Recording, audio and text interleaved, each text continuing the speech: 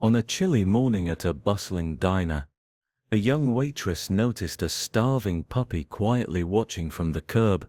No barking, no whining, just waiting. When she finally slipped him a plate of food, she had no idea the chain of events that would follow. Who was watching her act of kindness, and why would it cost her everything?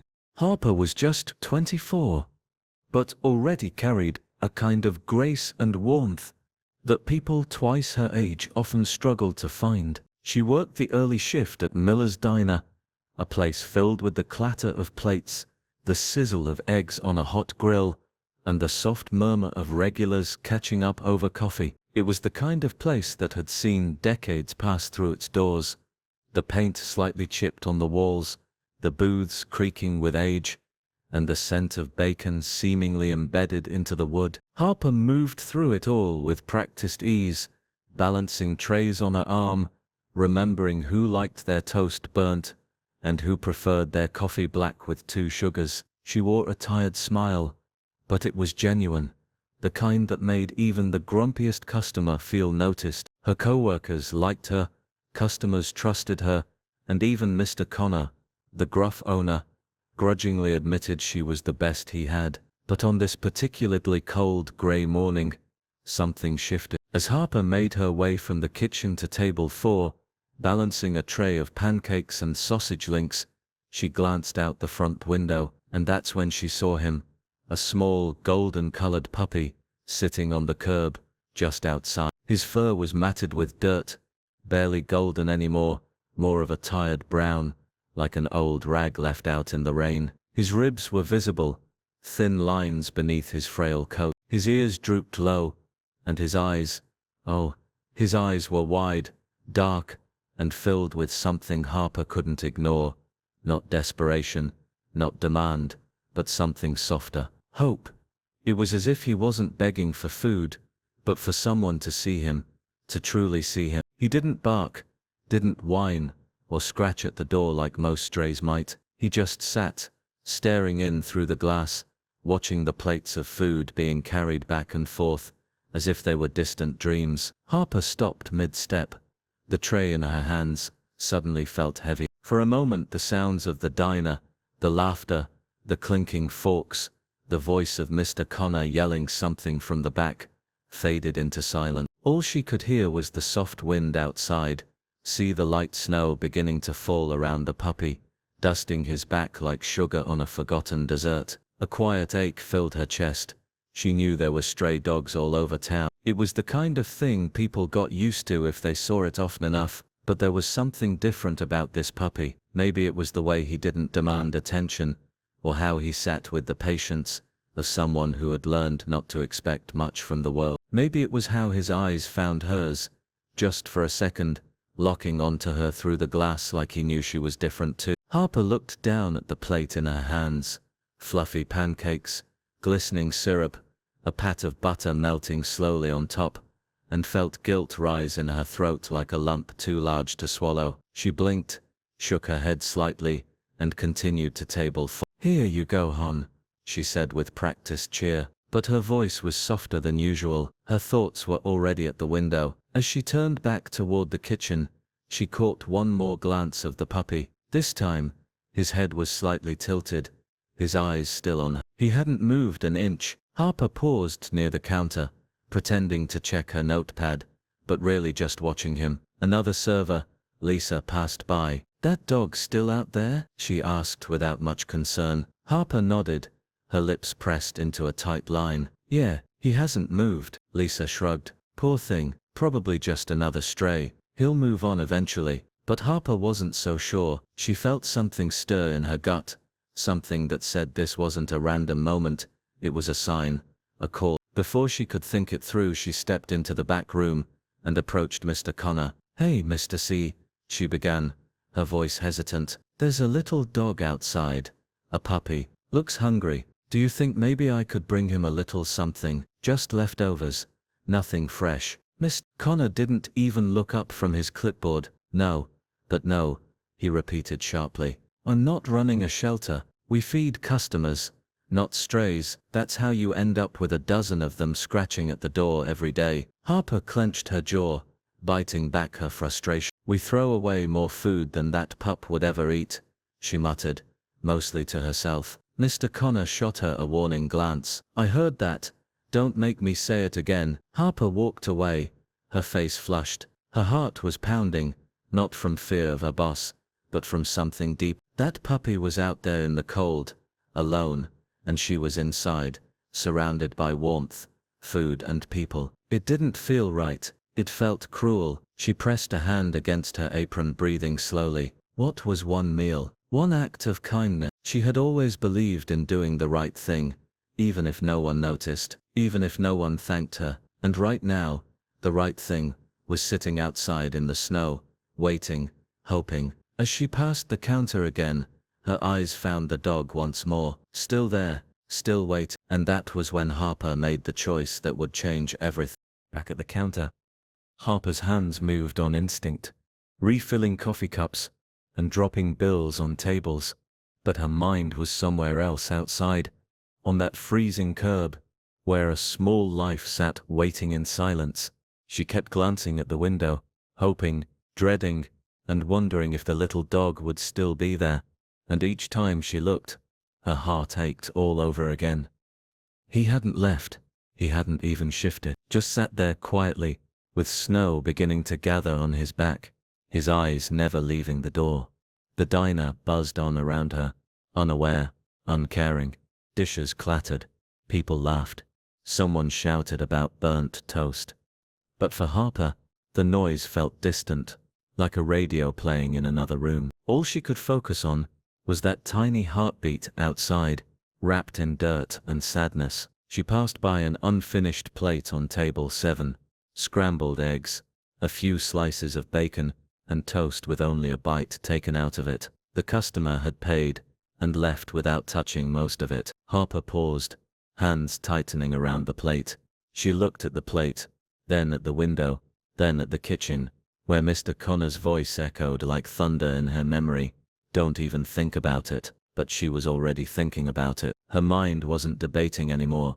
It was her heart speaking now, and it was loud. In a quick practiced motion, Harper scooped the uneaten food onto a clean paper plate, added a small cup of water, and wrapped both in a napkin. She moved like she was on autopilot, like this was just another order to go. Her heart pounded, her palms sweaty, but she couldn't stop herself. She didn't want to. She walked quickly to the front of the diner, eyes darting to make sure Mr. Connor was nowhere in sight. At the door she paused and took a deep breath, her hands shaking slightly as the cold air rushed in to greet her. The puppy looked up as the door creaked open, his ears twitching but not rising. He didn't bark, he didn't run. He simply tilted his head in that same quiet way, as if surprised someone had noticed him. Harper crouched slowly, careful not to startle him. "Hey little guy," she whispered, her voice gentle as a lullaby. "Are you hungry?" The puppy didn't answer, but his nose twitched and he took a cautious step forward. She set the plate down and backed away just a little,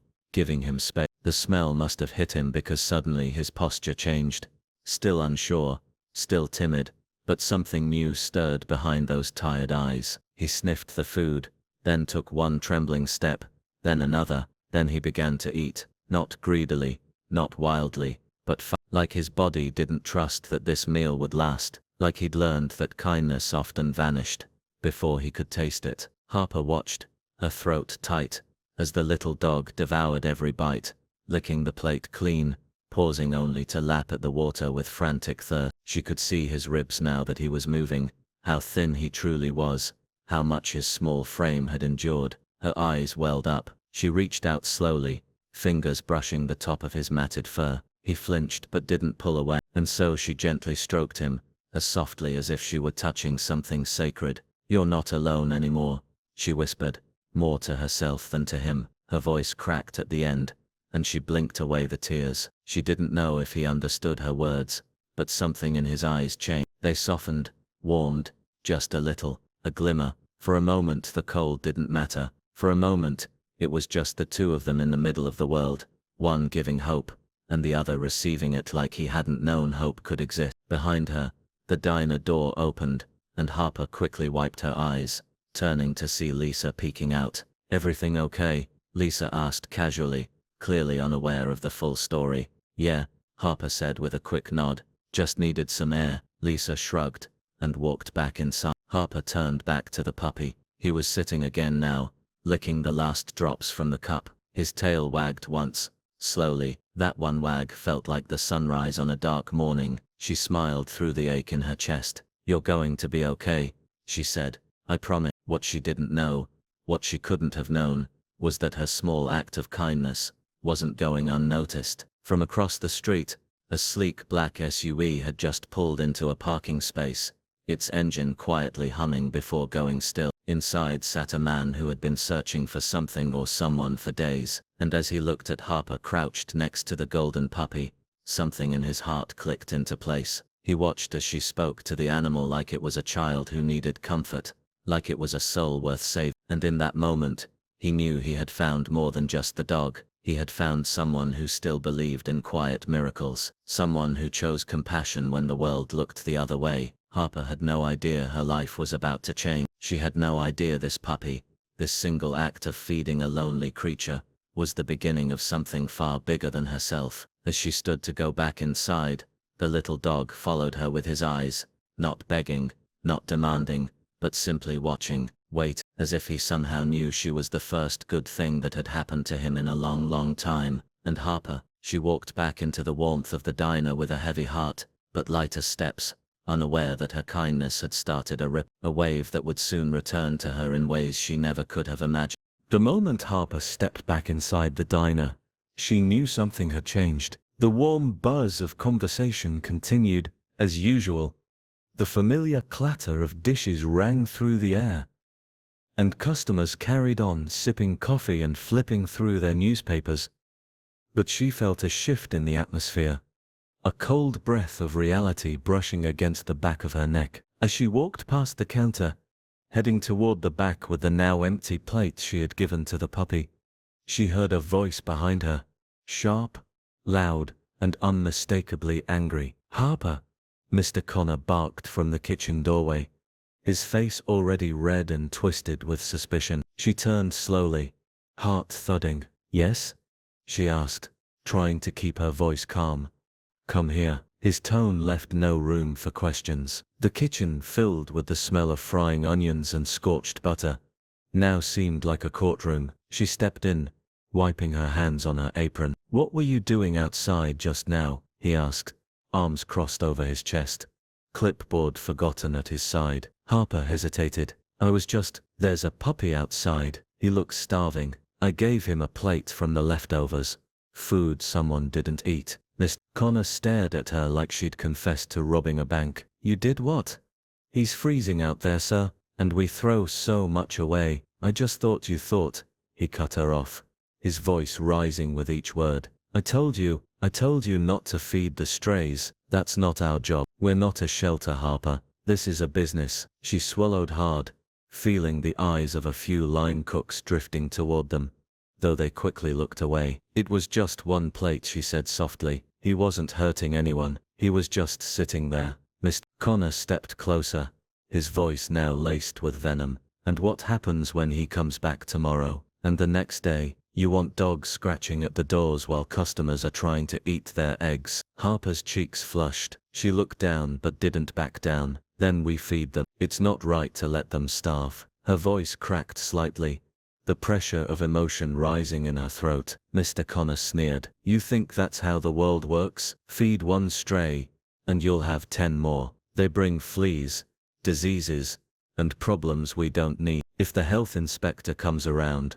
we'll be shut down. You want that on your conscience too?" "I want to sleep at night," Harper whispered, but it was just loud enough for him to hear. That did it. His eyes narrowed to slits. "You're fired," he said flatly. The word hit her like a slap. She blinked, stunned. "What?" "You heard me. You're done here. Get your things, and don't come back." He turned without another word, his footsteps echoing on the tile. As he disappeared back into the kitchen, Harper stood frozen in place, her mind reeling. Fired, just like that, for feeding a puppy, for choosing kindness. Slowly she walked back toward the front, numb, her legs moving without direction. She reached her small locker, pulled off her apron and stuffed it inside. Her co-workers whispered but didn't speak directly to her. Some looked away, others offered small sad glances. No one stood up for her. No one challenged Mr. Connor. She couldn't blame them. Jobs were hard to come by. People did what they had to do. As she stepped outside into the cold, she was greeted not by pity or sorrow,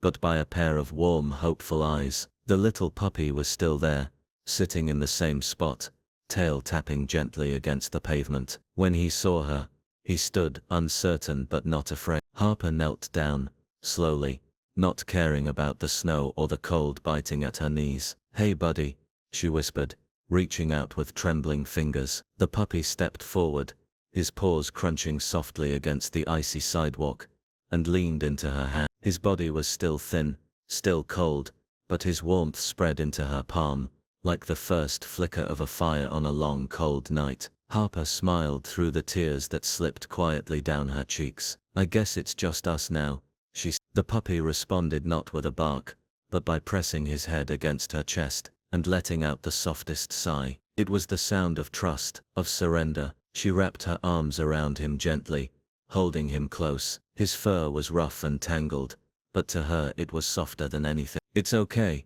she whispered. "You didn't do anything wrong, neither did I." The cold wind picked up, stinging her face, but she didn't move. For the first time that day, she felt still, anchored, not by a job or a paycheck, but by something more honest, something real. Around her, people passed by without noticing, a few glancing briefly, but walking on. The world continued turning. The diner behind her served more pancakes. Mr. Connor moved on to the next order, but Harper had stepped out of that routine. She had crossed a line, not one of rules, but of compassion. She had chosen to see what others ignored, and now she sat on the edge of a sidewalk in the middle of winter, with nothing to her name but a puppy who had no one else, a puppy who for some reason had chosen her. And though everything in her life had just fallen apart, no job, no income, no idea what came next, she didn't feel regret. She didn't feel panic. She felt a strange peace, the kind that only comes when you've done something truly right, even if it costs you, especially if it costs you. She looked down at the little dog, who now lay curled in her lap, his eyes closed, as if for the first time in a long time, he felt safe enough to rest. Harper brushed a bit of snow from his back, and chuckled quietly. "You don't even know what you did, huh?" she said softly. "You got me fine." But her voice wasn't angry, it was tender, grateful. A breeze swept past, and Harper shivered, pulling the dog closer. She didn't know where she'd sleep that night, what she'd eat tomorrow, or how she'd explain any of this to her landlord. But in her chest was a new feeling, something deeper than fear, a whisper that this moment, this heartbreak, was the start of something much bigger. She couldn't explain it, but she didn't need to, because sitting there in the snow, with her arms wrapped around a stray, who had no voice and no name, Harper had finally found her own. Harper remained on the cold sidewalk, her arms wrapped around the tiny golden puppy, who now trusted her more than the world that had abandoned him. The wind carried a sharp chill, but she barely felt it. Her body was numb, not from the cold alone, but from the weight of everything that had just happened. Her job gone, her dignity bruised in front of a room full of silent witnesses, and her future uncertain.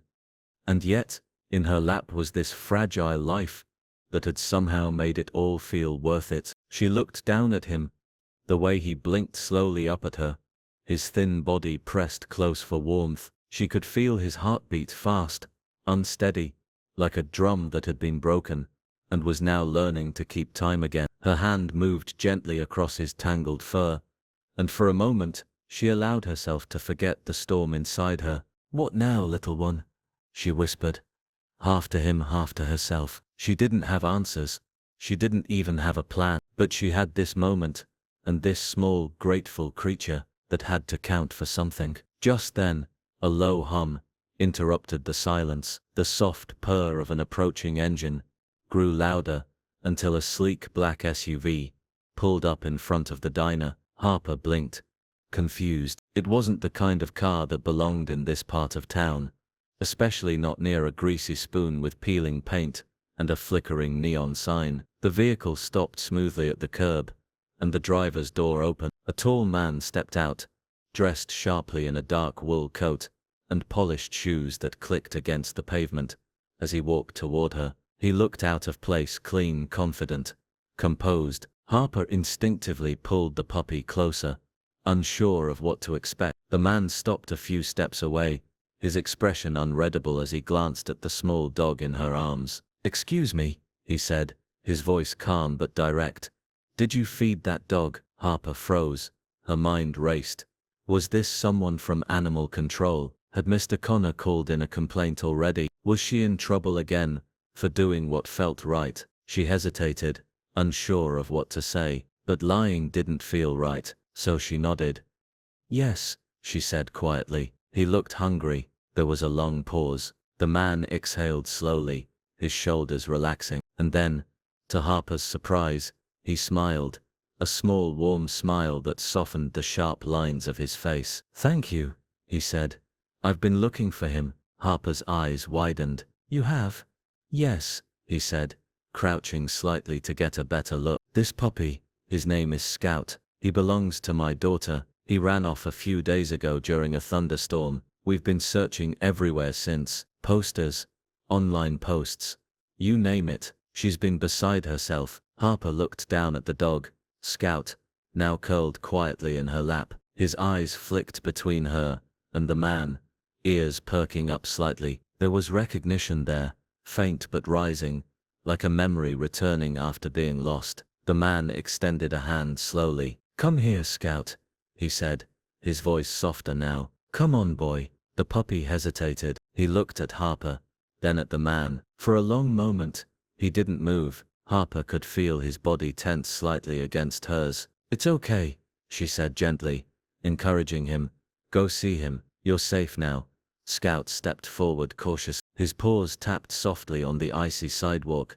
As he crept toward the man, he sniffed his hand, paused, then took another step, and then another. When he finally nudged the man's fingers with his nose, the man exhaled with visible relief. "There you are," he murmured, reaching out to stroke behind Scout's ear. The puppy leaned into his touch slowly, the way someone might lean into a memory that hurt, but also healed. Harper felt something swell in her chest, a strange mix of joy and sorrow. The puppy she had just risked everything for had someone waiting for him, someone who cared, and that meant letting go. The man looked up, his eyes filled with something deeper than gratitude. "You have no idea how much this means to me," he said. Harper nodded, unsure of what to say. She was relieved, of course, but also a little heartbroken. The bond she'd just begun to form felt like it was slipping through her fingers. "I'm just glad he's safe," she replied softly. The man reached into his coat pocket and pulled out a sleek leather wallet. From it, he retrieved a business card and handed it to her. "Please," he said, "take this. My name is Andrew Dawson. I run a foundation, a non-profit, that rescues and rehabilitates animals. You did something incredible today. I'd like to talk more. There might be an opportunity for you if you're interested." Harper stared at the card, reading the name and address. Evergreen Animal Rescue Foundation. She had heard of it. Everyone in town. It was a respected organization, known for its work saving injured and abandoned animals. It felt like something from another world. "I don't know what to say," she murmured. "Say yes," Andrew replied, his tone gentle. "Good people are hard to find, and I think you're exactly the kind we need." With that, he turned back to the SUV and opened the back door. Scout paused before climbing in, glancing back at Harper with those same soulful eyes she had seen through the window. She smiled, though her throat ached. "Take care, buddy," she whispered. "Be good." The puppy gave a soft bark, a sound that felt like a goodbye and a thank you all at once, and then he was gone. The SUV pulled away, the hum of its engine fading into the cold air. Harper stood there, the card still in her hand, her mind spinning. A moment ago she had lost everything. Now, she held something entirely new, a possibility, a chance, a future she hadn't imagined. She looked at the card again, the edges crisp against her fingertips. Maybe this wasn't the end, maybe it was the beginning. Harper stood in the cold for a long time after the SUV disappeared down the street. the little business card still clutched tightly in her hand, her fingers numb, not just from the icy wind, but from disbelief. The name printed in bold letters across the card almost shimmered in the fading daylight. Andrew Dawson, Evergreen Animal Rescue Foundation. She had heard of the foundation before, of course. Everyone in town had. It was the kind of place that made headlines for doing good things. The kind of place people pointed to and said, "I wish there were more of that in the world." But she had never imagined being connected to it, not even remotely. And yet here she was, standing on a frozen sidewalk after being fired for an act of kindness, holding a card that felt like a second chance. Her eyes kept drifting back to the spot where Scout had sat, where she had first seen him shivering alone and afraid. He was safe now. That part made her heart swell with quiet joy. But the rest of it, what came next, was harder to process. The thought of walking into a building like Evergreen, full of people who actually rescued animals for a living, made her stomach twist with nerves. Who was she to belong there? She was just a waitress, a girl who fed a puppy from a plate of leftovers. She wasn't trained. She didn't know anything about shelters or rescue procedures. All she had was a heart that refused to look away. That night, Harper sat in her small apartment, the heat barely working, a blanket wrapped around her shoulders, and a cup of tea growing cold in her hands. The card lay on the coffee table in front of her, like it was glowing. She hadn't eaten dinner. She wasn't hungry. Her mind was too busy. Every time she closed her eyes, she saw Scout's face, those tired, trusting eyes. She remembered the way he leaned into her, the way he'd looked back before leaving in that SUV. That dog had been through something. She didn't know what, but she knew he needed someone, and for just a short while, he had chosen her. That meant something. It had to. And now the man who had come looking for him thought she might have something to offer, something more than just compassion. As the night wore on, she scribbled notes in a small notebook she kept by her bed. Questions, worries, what-if scenarios. What if this was a mistake? What if Andrew Dawson had just been being polite? What if she walked into that building tomorrow and they laughed at her? But beneath all those questions was a steady heartbeat, a small voice in the back of her mind that whispered, "What if this is where you're supposed to be?" She didn't sleep much that night, but when the sun finally rose, she was already dressed and ready, nerves wrapped tightly around her ribs. She took one last look at herself in the mirror, hair tied back, cheeks pale, eyes tired but determined. She grabbed her coat, the card still tucked safely in the pocket, and stepped out into the morning air. The bus ride across town was long and slow, her fingers fidgeting the whole way. She watched the city blur by outside the window, busy streets, sleepy people heading to work, families rushing to Souls. The world looked the same, but Harper felt different, like something inside her had been cracked open. She didn't know what she was walking to. She just knew she had to go. When she arrived, she stood outside the tall black gates for a long time, staring up at the sign, Evergreen Animal Rescue Foundation, carved in wood, clean and bold. The building behind it was modern and bright, with wide windows, and a garden along the entrance, filled with soft greenery, even in the cold. It didn't feel like a shelter, it felt like a place of hope. Still, her feet didn't move, her fingers clutched her coat tighter. What if I'm not enough? The thought hit her like a punch, but then she remembered Scout's face, his warmth, his little tail wagging for the first time, and her fear shifted into something else. Courage, not loud, not fearless, but steady and just enough. She stepped forward. Inside, the lobby was quiet and clean, with a soft hum of distant barking and the gentle smell of shampoo and fresh wood polish. A young woman behind the desk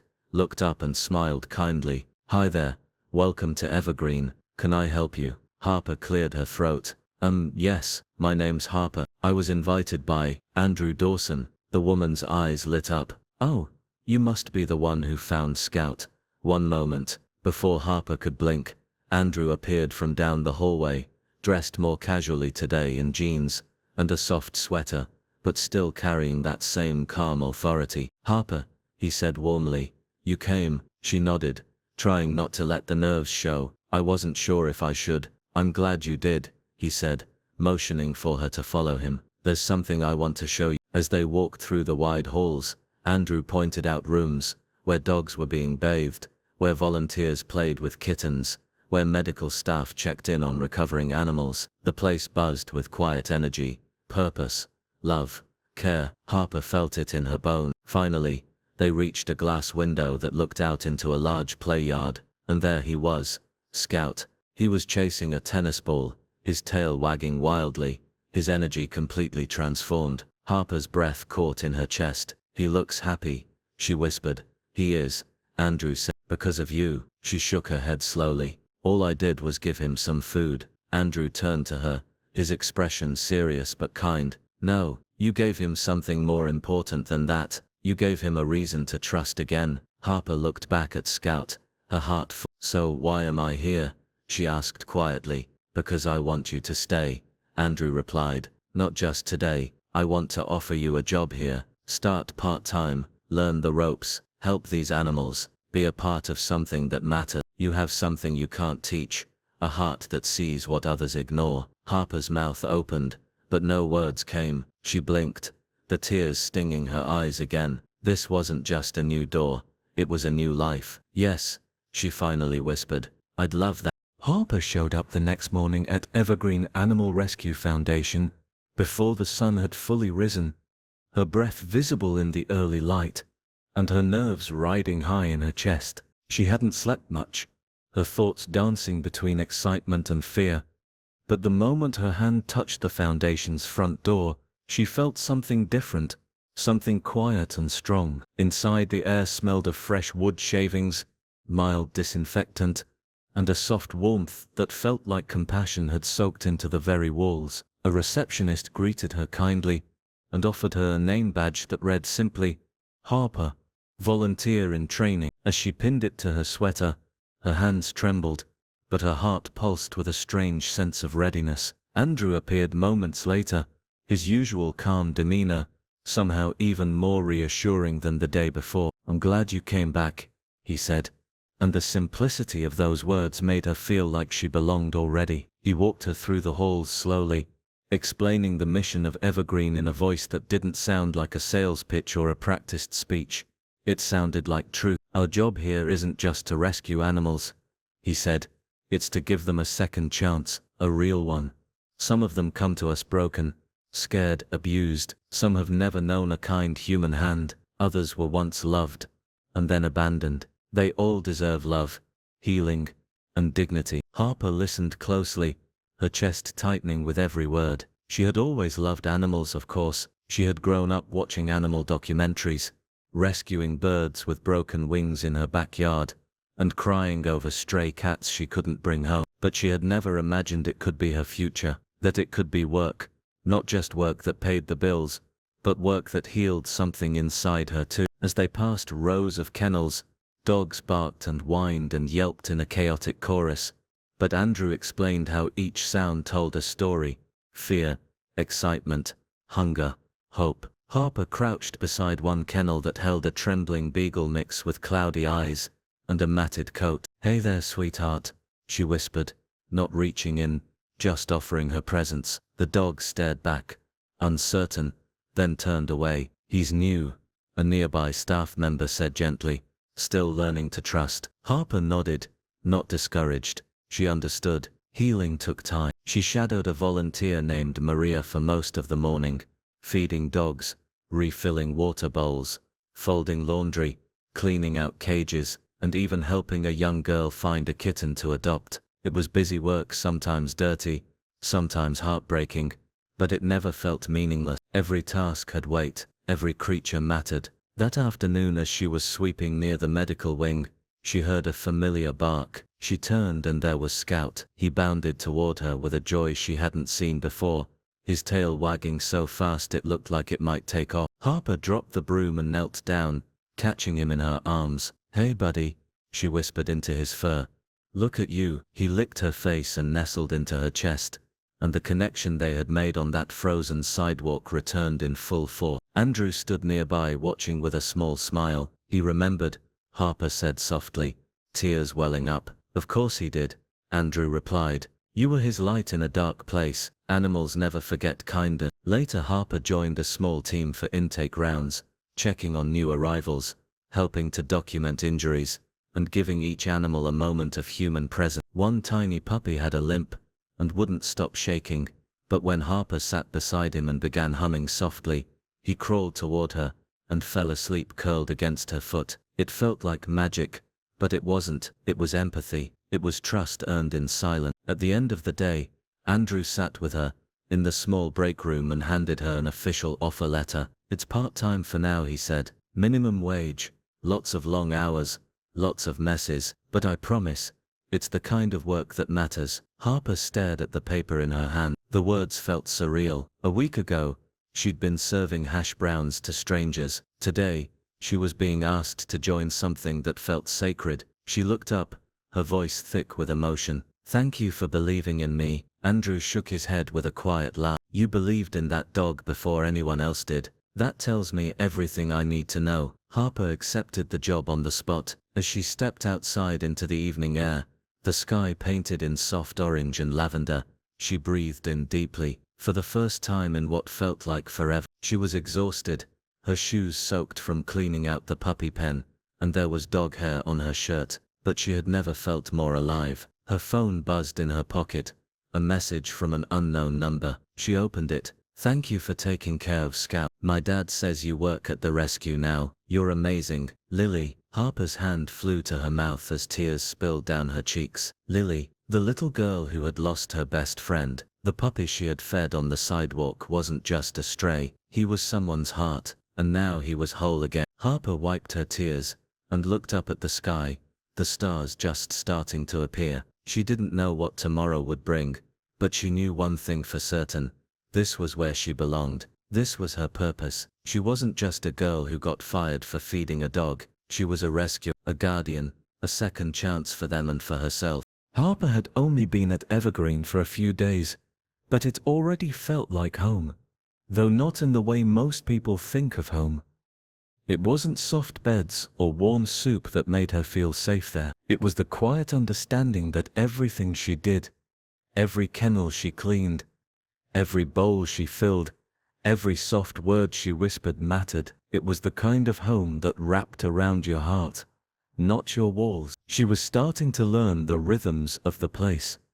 Which dogs bark the most at feeding time, which cats like to hide in the back corners of their enclosures, which volunteers needed a second pair of hands, but were too proud to ask. Still, nothing could have prepared her for the bond she would form with a little scruffy terrier named Tucker. The first time she saw him, he was curled up in the very back of kennel number 12, his wiry brown fur sticking out in all directions like he'd just been through a storm, which, as she later found out, he had. Tucker had been rescued from an abandoned house on the edge of town, where he had survived for days without food or clean water. Animal control had found him huddled behind a broken couch, growling softly at the shadow. His eyes were wild with fear, and his body was covered in old scars, the kind that didn't just mark the skin but told stories of things no creature should ever endure. Harper knelt in front of the kennel, resting on her heels, and simply sat there. She didn't speak right away. She didn't call his name or try to coax him out. She just sat, breathing softly, letting him get used to her presence. Minutes passed, and other volunteers came and went, but she remained still, patient. After what felt like forever, Tucker lifted his head and looked at her. Just a glance, just a flicker of awareness, but it was enough. Hey buddy, she whispered eventually. I'm not here to hurt you. His ears twitched, but he didn't move. She came back the next day, and the day after that, always taking a few minutes to visit Tucker before starting her shift. At first, he stayed in the back of the kennel, but soon he started creeping a little closer, just enough to sniff her shoe. Then one day, he took a small piece of turkey from her hand, quickly, nervously, but without biting. Harper didn't cheer or clap. She just smiled and whispered, "Good boy." And for Tucker, that whisper meant more than any loud praise ever could. Each day, he grew brave. He'd come to the front of the kennel when he saw her. He'd wag his tail not much, just a few inches, but it was a start. He began to let her brush his fur gently, removing the tangles and dirt that had clung to him for far too long. There was something sacred in those moments, like Harper was peeling away not just knots in his coat, but the fear wrapped tightly around his little heart. The day he finally let her lift him out of the kennel was the day everything changed. He trembled at first, his legs stiff, unsure of the world beyond his cage, but Harper held him close to her chest, her arms strong and steady, and whispered, "You're okay, I've got you." He didn't resist.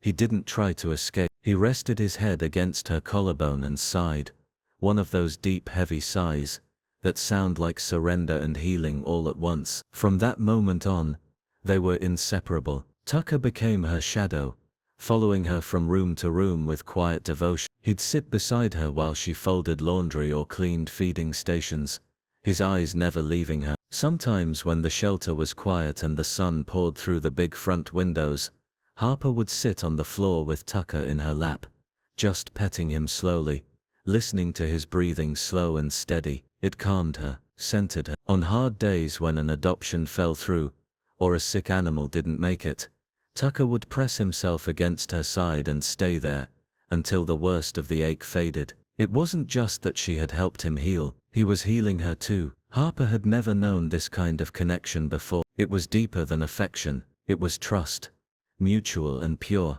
Tucker had chosen her, and she had chosen him, and that meant something. It meant everything. Andrew noticed it too. One afternoon as Harper played with Tucker in the training yard, tossing a soft ball and watching him chase it with more joy than she thought possible, Andrew came to stand beside her. "He's different with you," he said. Harper looked up, brushing a strand of hair from her face. "How so?" "He's whole," Andrew said simply. "We rescue a lot of dogs here. Some take to the staff, others keep their walls up. Tucker, he became a dog again with you." Harper's throat tightened. "He just needed someone to wait for him," she said softly, "to let him come out when he was ready." Andrew nodded. "And you did." That night, Harper stayed late to help clean the medical wing. Tucker stayed with her, curled up in the corner on a blanket. As she mopped the floor and wiped down counters, she found herself humming an old lullaby her mother used to sing. It filled the space with something warm and safe. Tucker didn't move. He was already asleep,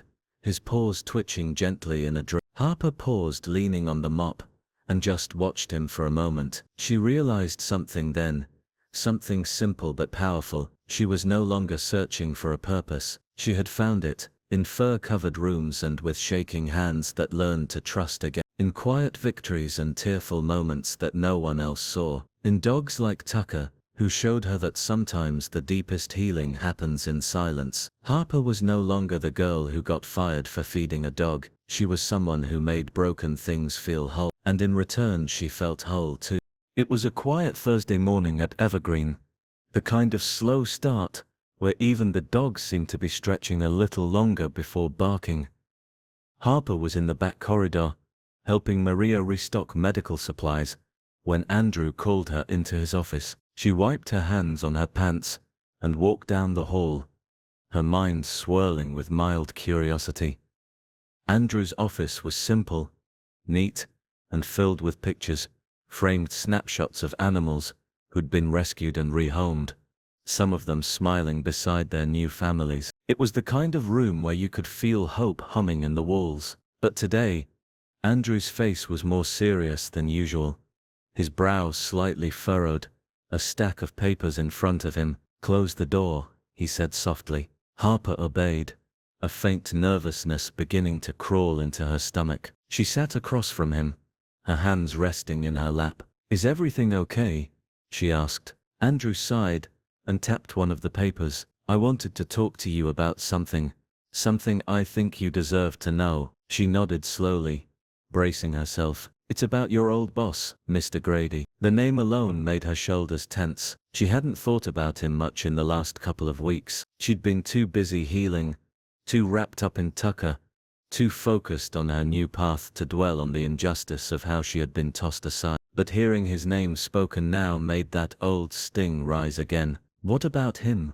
she asked. Andrew leaned forward, his tone careful but direct. You mentioned that he fired you for feeding a stray. Harper nodded. He made a big scene, said I was breaking policy, that strays would bring disease and chaos to the diner. Then he fired me right in front of everyone. That was never about a plate of food, Andrew said, his voice lowering. We've had eyes on Mr. Grady for a while now. He's been on a short list. Harper blinked, confused. Short list? Of people suspected of animal abuse, neglect, possible illegal sales. Harper's breath caught in her throat. What? We don't have enough to press charges, Andrew explained, but we've had complaints, anonymous tips, neighbors reporting strange sounds, workers who've quit and never said why, and then you show up here with a heart so open, it nearly bursts, and you tell me you were fired for helping a puppy outside that same building. Harper's pulse quickened, her fingers dug into her jeans. So you think he fired me to shut me up? Andrew nodded. Yes, I think you saw something he didn't want you to see, maybe not with your eyes, but with your heart. You felt what was wrong, and instead of brushing it off, you acted. The memory came rushing back. The way Scout had looked at her through the glass, the way Grady had snapped at her with such fury. It all made sense now. The anger, the coldness, the disproportionate punishment. He wasn't just trying to control the diner, he was trying to control a secret. Harper felt her hands tremble slightly. I should have said more. I should have told someone. Andrew shook his head gently. You did the right thing, and now you're in a place where your voice can actually change something. Harper swallowed hard. Her chest felt tight with a mix of rage, guilt, and purpose. What can I do? She asked. How do we stop him? Andrew slid a folder across the desk. Inside were photographs, notes, testimonies, from former employees who had refused to go on record, but had told similar stories. Animals seen in the alley behind the diner, limping, chained, or dragged away by employees. Harper's stomach churned as she read through it. This wasn't just negligence, this was cruelty. We've been trying to catch him red-handed, Andrew said, but we need someone who knows him, someone who can get close enough to see what's really going on. Harper looked up.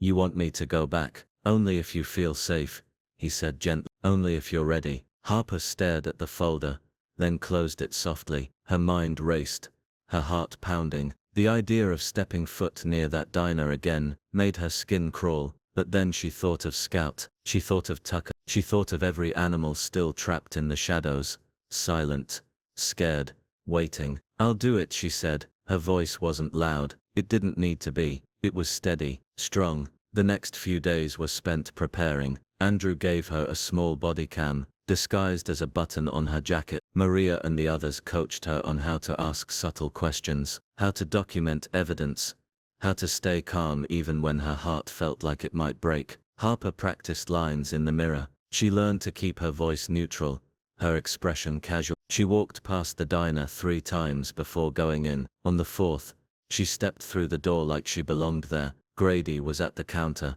his eyes narrowing as he saw her. Didn't expect to see you back, he said, his tone suspicious. Harper offered a small smile. Just looking for work, she said. Thought maybe you could use some extra hands. He scoffed.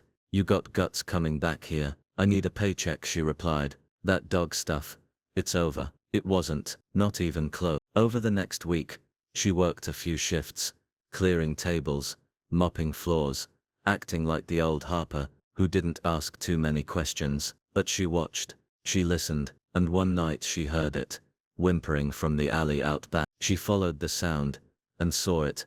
2 dogs, chained behind the dumpsters, their eyes wild and ribs visible. Harper's breath caught in her throat. She knelt quickly, whispering soft words of comfort, and used her phone to capture footage. When Grady came out to dump trash and saw her crouched there, his face twisted in fury. What are you doing?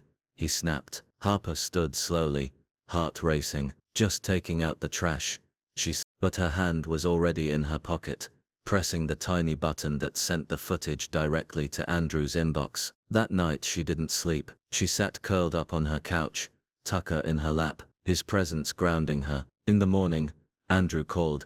We've got what we need, he said. Police are on their way. Harper exhaled slowly, tears running down her face. Grady's reign of cruelty was over, but more than that, she had found her strength. She wasn't just helping animals anymore, she was protecting them, speaking for them, and she would never be silent again.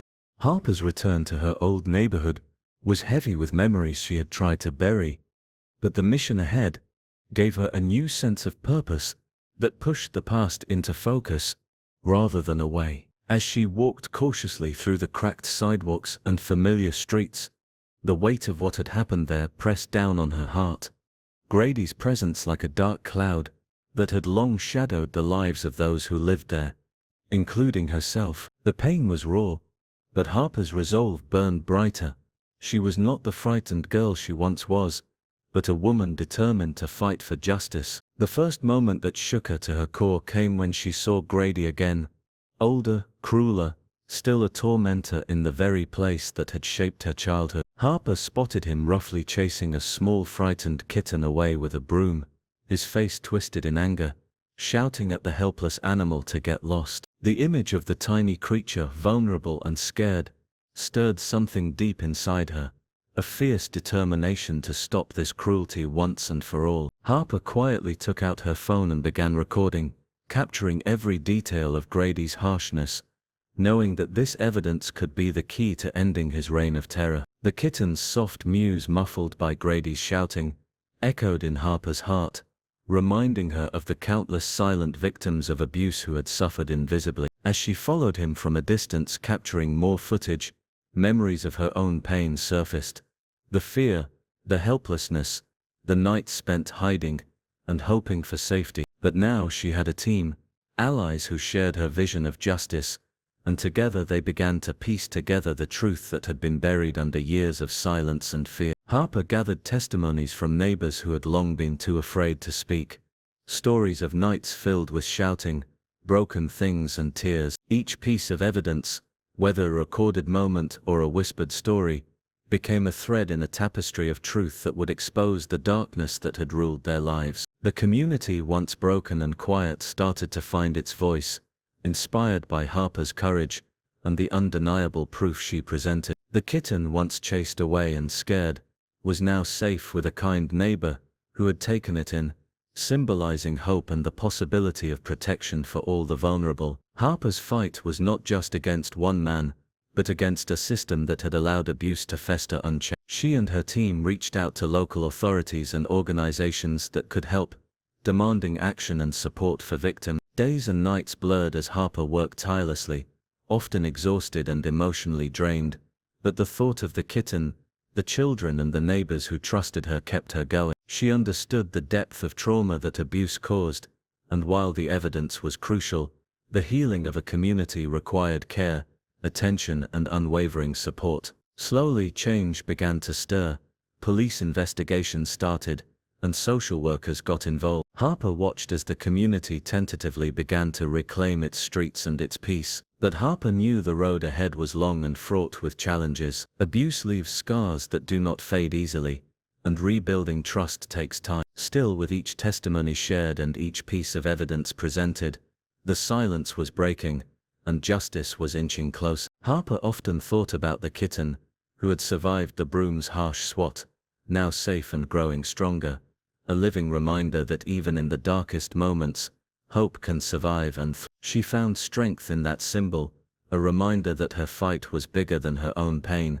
It was a fight for every broken voice, every scared child, every silenced soul. Harper's journey was filled with setbacks and moments of doubt, but her heart never wavered. She spoke at community meetings, encouraging others to share their stories, showing them that they were not alone. Her team expanded, including lawyers, counselors and advocates, who helped give structure and power to their fight. Together they organized support groups and safe spaces where victims could heal and rebuild. Harper's recordings, once just videos on her phone, became powerful evidence that no one could ignore, shining a harsh light on Grady's cruelty and forcing the system to act. She knew that justice was not just about punishment, but about protection and restoration, creating a future where no one would have to live in fear. The community's resilience inspired her every day, as neighbors helped each other rebuild their lives, their homes and their Harper's fight was far from over, but she had ignited a fire that could not be put out. She had shown that even the smallest acts of courage,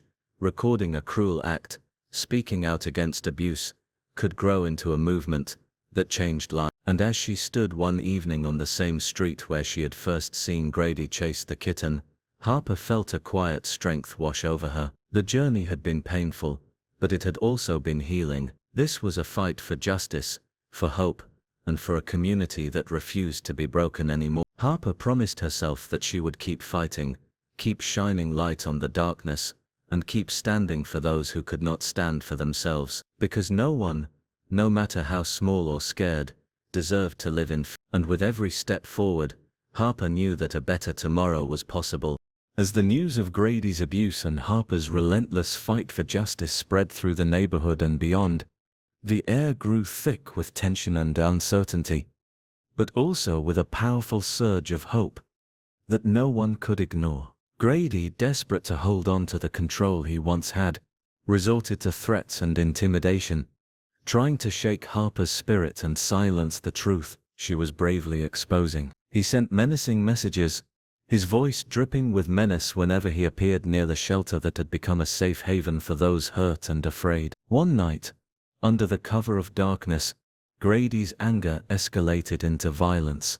He vandalized the shelter, smashing windows and spray-painting hateful words on the walls, an act meant to scare and isolate the community that was rallying behind Harper. The sound of breaking glass and the sight of destruction left the community shaken, but it did not break their resolve. Instead, it ignited a fierce determination among neighbors, friends, and even strangers who heard about the attack and wanted to stand against such cruelty. Donations began pouring in, money, food, clothing, and supplies, to rebuild the shelter and support those who had found refuge there. Volunteers showed up in greater numbers, ready to help clean, repair, and protect the place that symbolized safety and hope. Harper, despite the fear that crept into her heart, stood strong. She knew that the eyes watching her, the whispers of threats in the night, and the loneliness she sometimes felt, were all parts of the storm she had to weather for the greater good. Every time she felt vulnerable, she reminded herself of the faces of those who depended on her courage, the children who had found comfort within the shelter's walls, the neighbors who dared to speak out, and the kitten she had once saved, now a symbol of resilience in the darkest time. Harper's bravery became a beacon for the community, a rallying point for people who had once felt powerless, but were now finding strength in unity. They held meetings, organized patrols to keep the neighborhood safe, and created support networks where victims and their families could find solace and understanding. The storm of fear and threats raged on, but Harper and her community stood strong in the eye of. She received messages of encouragement from people across the city and beyond, reminding her that she was not alone in this fight. With each passing day, her determination grew. The threat of violence and intimidation was real, but so was the love and solidarity that surrounded her. Harper understood that standing strong didn't mean never feeling afraid. It meant moving forward, despite fear, holding on to hope when darkness seemed overwhelming. She took time to care for herself, leaning on the support of her team and the growing network of allies who shared her vision of justice and healing. The shelter, once broken and bruised, became a symbol of the community's unbreakable spirit. Its walls repaired with the hands of volunteers, and the generosity of donors, now carried stories of survival and courage, rather than fear. Harper often visited the shelter late at night, sitting quietly in its warmth, feeling the strength of everyone who had fought alongside her. She thought about the long journey that had brought them here, from the first hesitant steps of gathering evidence, to the fierce battles against threats and vandalism, and she knew that this was just the beginning. There would be more storms ahead, more challenges to face, but Harper believed deeply in the power of community and the unstoppable force of standing together. She continued to speak out, to share stories of hope and courage, and to remind everyone that even in the darkest storms, there is a light that never goes out. The fight for justice was not a solitary path. It was a collective journey, one where every voice mattered, and every act of bravery counted. And as the neighborhood slowly healed and grew stronger, Harper's heart swelled with pride and hope. She had become more than a fighter. She had become a symbol of resilience, a testament to the strength found in standing strong when everything around you seems to crumble. The storm would pass, and when it did, the community would stand taller, unshaken, and united like never before. Harper's promise to herself and to everyone she fought for was clear. No matter the threats, no matter the fear, she would never stop standing strong in the storm. Harper's journey took on a new, deeply personal mission as she led a dedicated team into the heart of her old neighborhood and beyond, searching tirelessly for stray animals hidden in forgotten corners, abandoned alleys, and neglected yards, creatures left to fend for themselves in a world that often turned a blind eye to their suffering. Each rescue was a small victory, a spark of hope amid the shadows of pain and neglect that had long cast a pall over the community. Harper had learned that patience and love were the most powerful tools in this work. She moved slowly, spoke softly, and offered gentle hands that promised safety and kindness to animals who had known only fear and loneliness. One afternoon, as the team navigated behind an old crumbling store on a street that whispered stories of better days, Harper's sharp eyes caught a slight movement beneath a pile of discarded boxes. There, shivering and trembling, was a tiny puppy, no bigger than a loaf of bread, its fur dirty and matted, eyes wide with terror, but flickering with a fragile glimmer of trust. As Harper knelt down and reached out with calm, soothing words, the puppy, at first stiff with fear, slowly inched toward her outstretched hand, and in that delicate moment, Harper felt a powerful connection, the unspoken bond between rescuer and rescued, a promise of safety and a fresh start. Gently lifting the puppy into her arms, Harper felt her heart swell with a mixture of sadness for what the little creature had endured and fierce determination to give it the life it deserved. Each life saved, from frightened cats to injured birds, became a testament to the strength of compassion and the unwavering belief that every creature mattered, no matter how small or scared. Harper's team worked tirelessly, sometimes battling exhaustion and doubt, but never losing sight of the light that each rescued animal brought into their lives and the lives of the community. The shelter, once a battered refuge, now overflowed with the soft sounds of hope,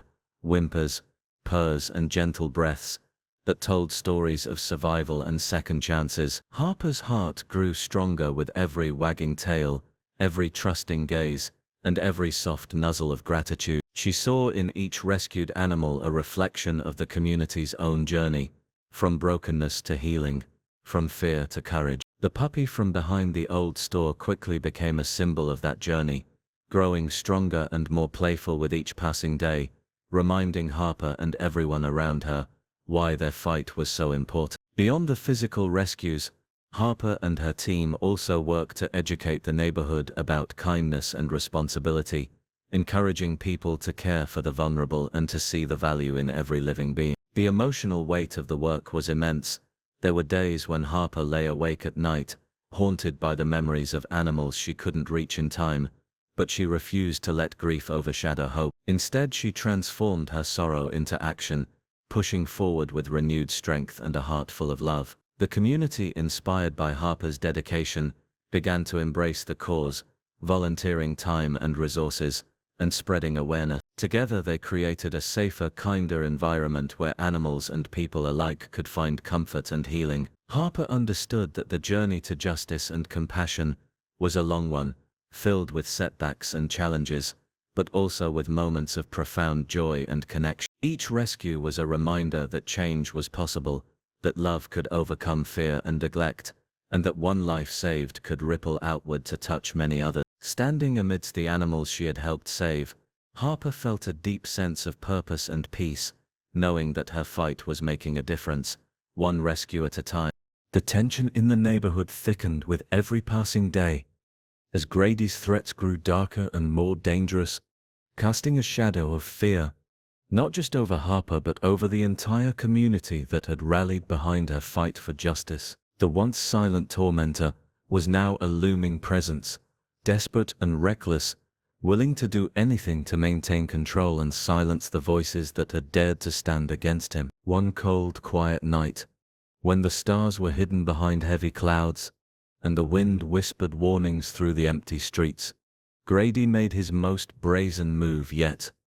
He tried to break into the shelter, the very place that had become a beacon of hope and safety for so many vulnerable souls. Harper, though weary and cautious, had anticipated this moment. She had spent countless nights preparing for the worst, her senses sharpened by months of struggle and the growing support of her friends and allies. When she heard the faint sound of shattering glass and the soft crunch of footsteps near the shelter's back entrance, Harper didn't hesitate. She moved swiftly and silently, heart pounding, until she came face to face with Grady, his eyes wild with desperation and rage. For a tense moment, the world seemed to hold its breath. Harper stood her ground, her voice steady but firm as she confronted him, refusing to be intimidated. "This ends now, Grady," she said, her eyes locked on his, unflinching. The danger was real, but Harper's courage burned brighter than ever. Just as Grady lunged forward,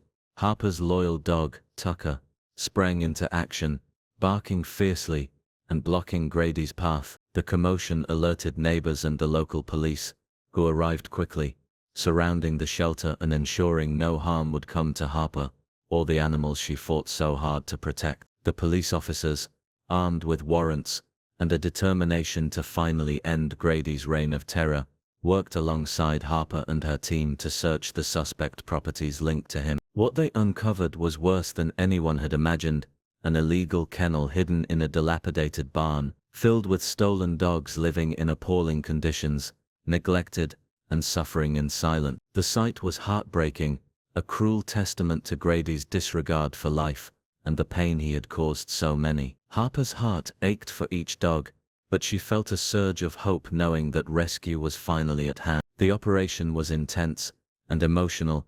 Each animal that was freed brought tears to Harper's eyes, but also a fierce joy that fueled her determination. The community gathered to support the rescued dogs, offering care, warmth, and the promise of new beginning. The exposure of Grady's illegal kennel became a turning point, not only legally but spiritually, for the neighborhood. It showed that darkness, no matter how deep, could be brought into the light and defeated through courage, unity, and relentless hope. Harper's bravery in facing Grady that night became a symbol of resistance and strength, inspiring others to stand up against injustice in all its forms. The legal battles that followed were difficult and draining, but Harper never wavered. She knew that this fight was bigger than herself.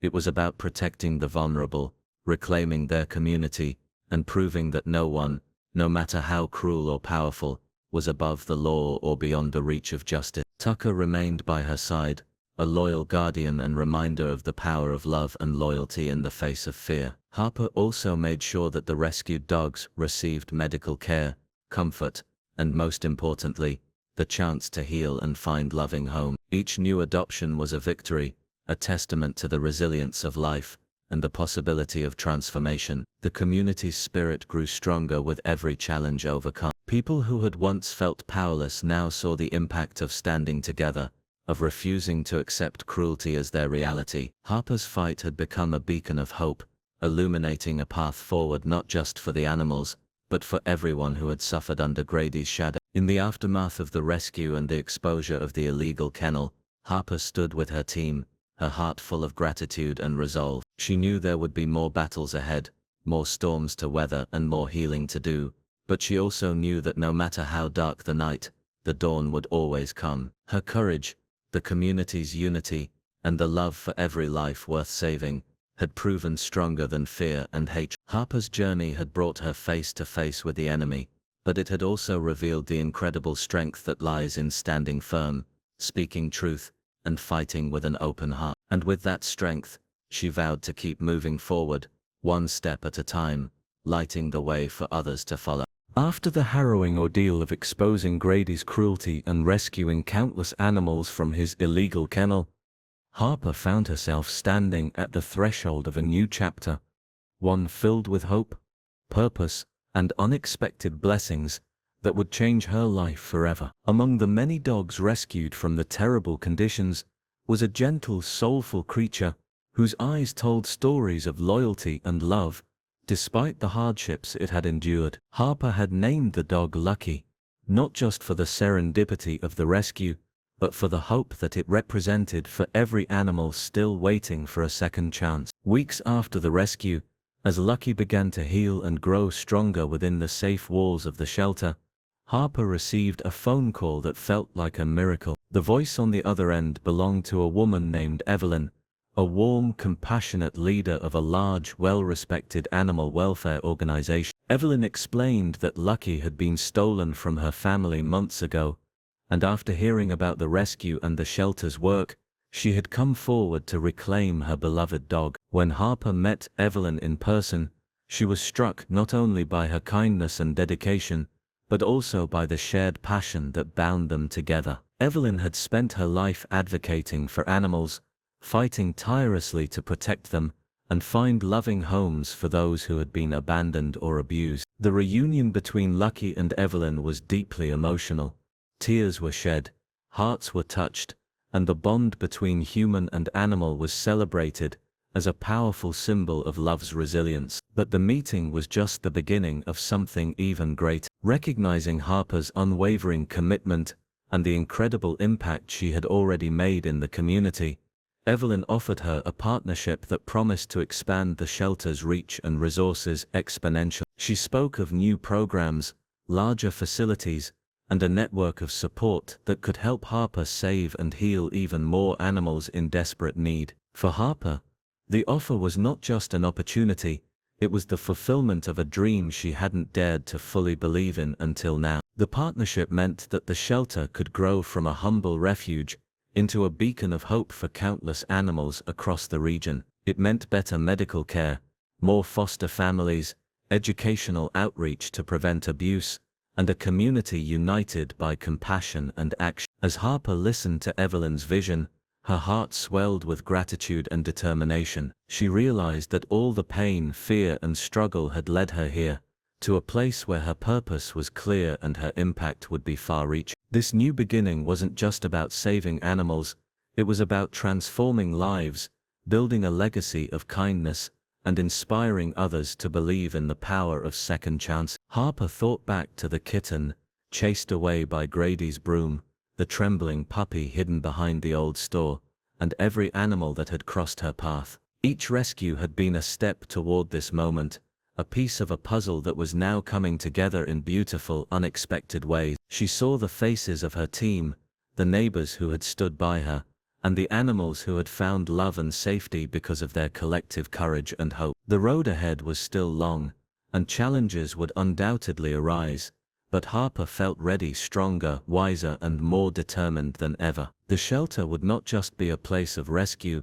but a symbol of community, healing, and unwavering love. Harper's life had been forever changed by the fight she had endured, but now she understood that this fight was also her greatest gift, a calling that had led her to a purpose larger than herself. In that moment, standing beside Evelyn and Lucky, surrounded by the warm light of a new dawn, Harper embraced the future with open arms, ready to give every animal a second chance, and in doing so, to continue healing her own heart as well.